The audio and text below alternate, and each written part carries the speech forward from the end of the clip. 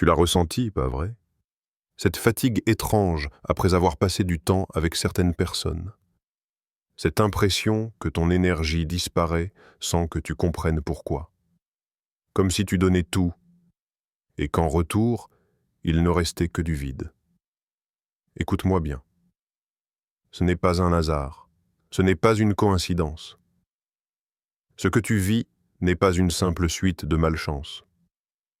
C'est un message, un signal envoyé directement à ton esprit, à ton corps, à ton âme. Depuis trop longtemps, tu as toléré l'intolérable.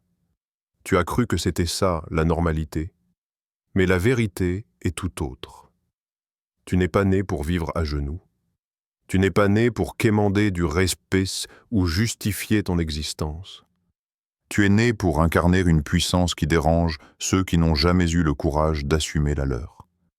Et maintenant, le voile se déchire. Les masques tombent.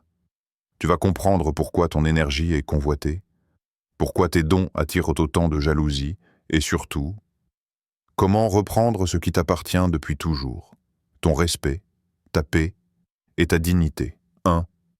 Le masque était tombé. Tu as sûrement déjà ressenti ce moment étrange. Celui où tout paraît normal en surface, mais où ton instinct te crie que quelque chose cloche. Tu es assis, tu observes, et soudain, le voile tombe. Les gestes qui semblaient anodins prennent un taux d'autre qu'un autre sens. Les sourires deviennent des grimaces déguisées. Les paroles polies se transforment en échos vides. C'était comme si la pièce dans laquelle tu te trouves s'éclairait d'une lumière crue, révélant des détails que tu n'avais jamais remarqués auparavant. Depuis le début, certaines personnes ne voyaient pas ton éclat comme une bénédiction, mais comme une menace. Ils te regardaient non pas avec admiration, mais avec crainte. Leur stratégie, les masques, le silence froid quand tu avais besoin d'encouragement, les compliments enjolivés quand ils voulaient quelque chose de toi, la proximité forcée quand ils avaient peur que tu t'éloignes. Tout était calculé, comme une pièce de théâtre où tu jouais ton rôle sans t'en rendre compte. Mais voilà. Aucun masque ne résiste au temps. Tôt ou tard, la vérité se glisse dans les fissures. Les regards fuyants, les mots qui dérapent, les gestes qui trahissent. Et toi, tu te retrouves au premier rang de cette révélation. Ce que tu croyais être du soutien s'avère être de la surveillance. Ce que tu pensais être de l'amitié se révèle n'être qu'une compétition déguisée. C'est brutal, oui. Comme une trahison silencieuse. Mais en même temps, c'est libérateur. Car désormais, tu n'as plus besoin de douter. Les cartes sont sur la table. Tu comprends enfin que la menace ne venait pas de toi, mais de la peur que ton authenticité inspire chez ceux qui n'ont jamais eu le courage d'assumer la leur. C'est là que commence la véritable transformation, le moment où le masque tombe. Tu ne peux plus faire semblant, tu ne peux plus ignorer. Tu as vu la vérité, et une fois qu'on la voit, on ne peut plus la désapprendre. 2. Les signes de l'univers. Il y a des choses que l'on ne peut pas expliquer par le simple hasard, comme ces petites pertes d'argent qui se répètent sans raison apparente, comme ces objets que tu renverses alors que tu es d'ordinaire si attentif, comme ces blessures légères, toujours au mauvais moment, toujours au mauvais endroit. Tout cela ressemble à du chaos, mais en vérité, ce n'est pas du désordre. C'est un langage. L'univers ne parle pas avec des mots, il parle avec des signes. Il murmure d'abord, doucement, dans l'espoir que tu écoutes. Et quand tu refuses d'entendre, ces messages se font plus insistants. Ton corps devient messager. Fatigue soudaine, malaise étrange, peau qui réagit, cœur qui bat plus vite dans certaines présences. Tes sens s'allument, comme une alarme silencieuse, pour t'avertir que tu n'es pas au bon endroit. Rien de tout cela n'est accidentel. Chaque événement bizarre est une pierre posée sur ton chemin. L'univers tente de te détourner d'un environnement qui t'étouffe, de relations qui sucent ton énergie, de liens qui n'existent que pour te ralentir. Tu crois perdre? En réalité, tu es sauvé. Ces pertes ne sont pas des malchances, elles sont des détours stratégiques, des alertes envoyées par une force plus grande que toi. Regarde bien. Quand tu es entouré des mauvaises personnes, l'abondance se tarit, comme une source qui se referme. Mais quand tu t'en éloignes, tout reprend vie, comme si le sol sous tes pieds s'ouvrait pour laisser jaillir de nouvelles opportunités. Ce n'est pas magique, c'est une loi invisible. L'énergie circule là où elle est honorée, et elle se retire là où elle est abusée.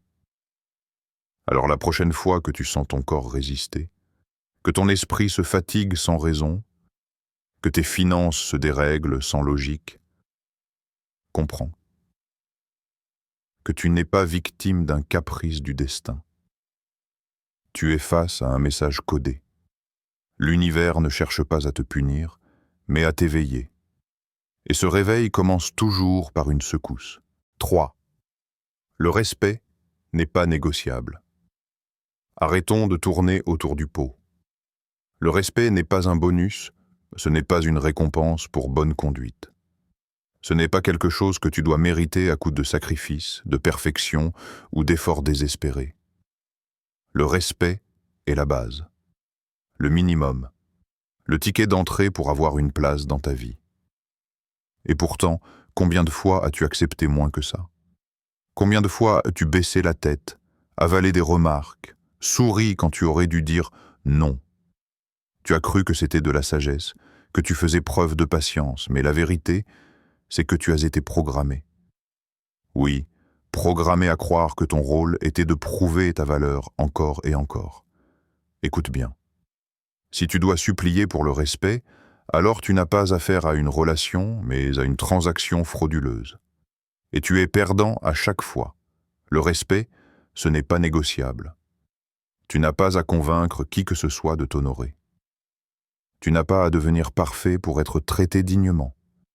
Tu n'as pas à t'effacer pour mériter un minimum d'attention. Ceux qui veulent ton énergie mais refusent de t'accorder le respect de base ne sont pas des partenaires, ce sont des voleurs. Ils prennent ton temps, ton essence, ton feu intérieur, et ils repartent en te laissant croire que tu n'as pas donné assez. Non. La vérité, c'est que tu as trop donné. Tu as payé avec ta patience, ton silence, ton énergie, et à force de vivre dans ce déficit, tu t'es mise à croire que recevoir un simple geste de politesse était un luxe. Mais ce n'est pas du luxe, c'est ton droit. Tu dois comprendre quelque chose aujourd'hui. Ton respect de toi-même fixe la barre pour les autres. Ce que tu tolères définit ce que tu attires. Tu peux dire 1000 fois « je mérite mieux », mais tant que tu acceptes le contraire, personne ne te croira. Alors, regarde autour de toi. Observe qui t'honore et qui t'utilise. Et rappelle-toi cette vérité simple. Le respect n'est pas une faveur. C'est une exigence non négociable. 4. Les stratégies de manipulation. Les manipulateurs n'agissent jamais au hasard. Chaque geste, chaque mot, chaque silence fait partie d'un plan subtil. Si tu as l'impression d'avoir été étudié comme un sujet d'expérience, c'est parce que c'est exactement ce qui s'est passé. Première arme, le silence calculé. Quand tu attends une réponse, un soutien, un signe de présence, ils se taisent. Pas parce qu'ils n'ont rien à dire, mais parce que ce silence pèse, il crée le doute en toi. Tu commences à croire que tu n'as pas d'importance, que tu dois faire plus pour mériter leur attention.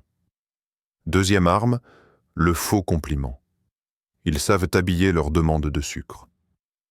Tu es tellement fort, personne ne peut faire ça comme toi.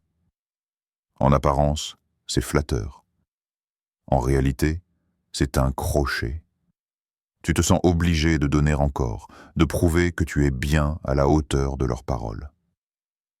Troisième arme, le love bombing. Ces moments où, soudainement, ils deviennent chaleureux, disponibles, presque obsédés par toi. Pas par amour, mais par peur que tu t'éloignes. Alors ils t'inondent de gestes et de mots qui semblent sincères, jusqu'à ce qu'ils aient regagné leur contrôle. Ensuite, tout disparaît à nouveau. Quatrième arme, la projection. Tu es accusé d'être égoïste? C'est leur propre égoïsme qu'ils t'envoient en pleine figure. On te reproche d'être trop sensible?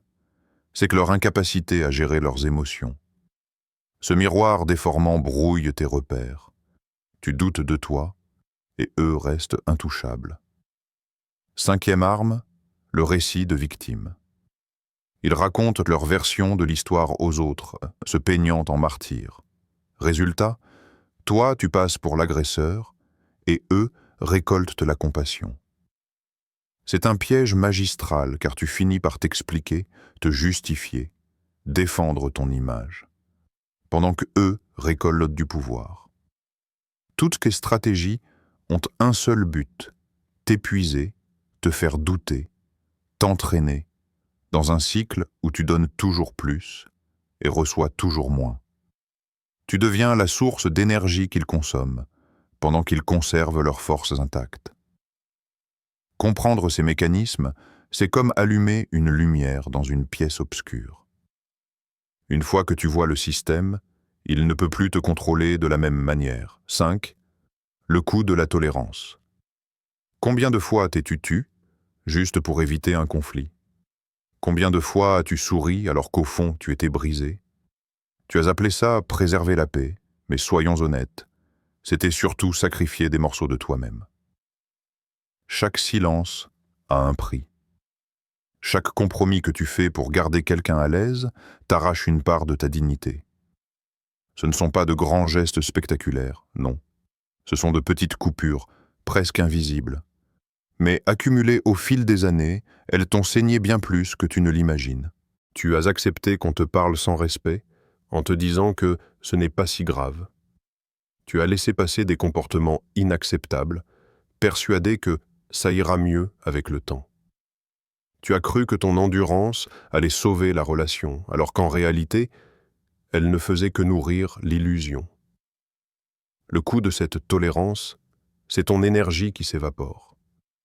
C'est ta confiance en toi qui s'effrite. C'est ton identité qui se déforme pour convenir à des attentes qui n'ont jamais été les tiennes. Et à force de vivre dans ce déficit, tu t'es habitué à voir le respect comme un luxe, alors qu'il aurait dû être ton quotidien. Regarde bien. Ce qui a commencé comme de petites concessions, se taire, céder, minimiser, a fini par t'obliger à changer ta façon d'être. Tu as rétréci ton espace pour que les autres se sentent grands. Tu as avalé tes vérités pour éviter de déclencher leur colère. Tu as réduit ton éclat pour que leur ombre paraisse moins lourde. Et voilà la conséquence la plus perverse. Quand quelqu'un te montre un minimum de décence, tu en es presque ému. Comme si c'était un privilège, alors que c'est simplement la norme. Tu vois la politesse basique comme un trésor rare. Tu applaudis des comportements que tu aurais dû exiger depuis toujours. C'est ça le vrai coût de la tolérance. Ce n'est pas seulement ce que tu perds aujourd'hui, c'est ce que tu oublies de réclamer demain. C'est la barre de tes standards qui descend, encore et encore, jusqu'à ce que tu ne reconnaisses plus la personne que tu es devenue. 6. Le choix libérateur. Il arrive un moment dans chaque vie où l'on ne peut plus continuer comme avant. Un point de rupture. Un instant décisif où tu te tiens face à deux chemins. Rester prisonnier d'un cycle qui t'épuise, ou franchir la frontière qui mène vers ta liberté. Et ce moment, il est là, maintenant. Tu sais déjà ce que ça coûte de rester. Tu l'as ressenti dans ton corps, dans ton esprit, dans ton cœur. Chaque jour que tu choisis d'ignorer les signaux, le prix augmente. Plus de fatigue, plus de doutes, plus de pertes invisibles qui s'accumulent. C'est un crédit toxique qui t'enchaîne à une dette que tu n'as pas contractée. Mais il existe un autre choix, le choix libérateur. Celui de te tourner vers toi-même et de dire « Assez, je ne négocie plus ma valeur. Je ne me vends plus à rabais. Je ne sacrifie plus ma paix pour nourrir le confort des autres. » Oui, ce choix est difficile. Parce qu'il demande du courage. Il demande d'affronter la peur du vide, la peur de perdre des liens, la peur d'être seul. Mais comprends bien ceci. Tu ne perds rien de réel en quittant ce qui ne t'honore pas. Tu ne fais que libérer de l'espace. Et cet espace, c'est ton trésor. C'est l'endroit où entreront enfin les bonnes personnes, les bonnes opportunités, les relations qui ne te demandent pas de jouer petit pour exister. Alors lève la tête, redresse ton dos, respire profondément et décide. Décide de ne plus être la victime d'un système qui se nourrit de tes concessions. Décide de devenir ton propre gardien, ton propre protecteur, ton propre souverain. Parce que le respect ne se mendie pas. Il s'impose par la façon dont tu te traites toi-même. Le jour où tu arrêtes de tolérer l'inacceptable, le monde entier réapprend comment il doit s'adresser à toi. Le choix libérateur n'est pas seulement une décision personnelle, c'est une déclaration au monde. Je me choisis. Et crois-moi, il n'existe pas de force plus puissante que celle d'un être humain qui se choisit enfin. 7. La renaissance. Imagine un ciel couvert depuis des mois, des nuages lourds, épais, qui bloquent la lumière.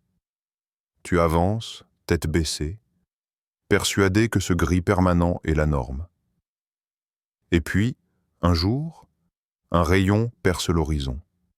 D'abord timide, presque fragile, puis un autre, et encore un autre, jusqu'à ce que la lumière envahisse tout. Voilà ce qu'est la renaissance. Quand tu décides de ne plus tolérer l'inacceptable, ton énergie revient comme un fleuve qui retrouve son lit. Tes forces se reconstituent. Ton esprit, longtemps alourdi, redevient vif, créatif, audacieux. Tes rêves, que tu croyais perdus ou irréalisables, recommencent à frapper à ta porte. C'est comme si l'univers n'attendait qu'un geste de toi, qu'un simple oui à ta propre valeur, pour relancer le courant de l'abondance. La renaissance n'est pas un miracle venu de l'extérieur. Elle est un feu intérieur qui se rallume. Elle se manifeste dans ton sourire qui retrouve sa sincérité, dans tes yeux qui recommencent à briller, dans ton pas qui devient plus léger. Ceux qui t'observent le sentent. Il y a quelque chose de nouveau en toi, une force tranquille, une dignité qui n'a pas besoin de crier pour être respectée. Tu te surprends même à être ému devant des choses simples, un lever de soleil, une conversation authentique, un silence paisible qui ne te pèse plus, mais te nourrit. Ces instants ne sont plus banals, ils deviennent des rappels. Voilà ce que ça fait de vivre aligné avec soi-même. Et puis, il y a ce magnétisme qui s'installe. Les bonnes personnes commencent à graviter autour de toi. Des opportunités s'ouvrent là où tu voyais des murs. Des chemins se dessinent là où il n'y avait que des impasses. Non pas parce que tu changes de monde, mais parce que tu changes de fréquence.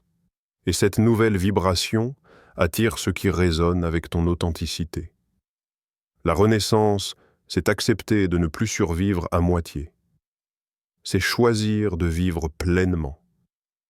C'est comprendre que tu n'as pas été créé pour t'éteindre dans l'ombre des autres, mais pour briller de ta propre lumière. Et une fois que tu goûtes à cette lumière, tu sais au plus profond de toi. Plus jamais tu ne retourneras dans le noir. Tu l'as ressenti, pas vrai? Cette fatigue étrange après avoir passé du temps avec certaines personnes, cette impression que ton énergie disparaît sans que tu comprennes pourquoi. Comme si tu donnais tout, et qu'en retour, il ne restait que du vide. Écoute-moi bien, ce n'est pas un hasard, ce n'est pas une coïncidence.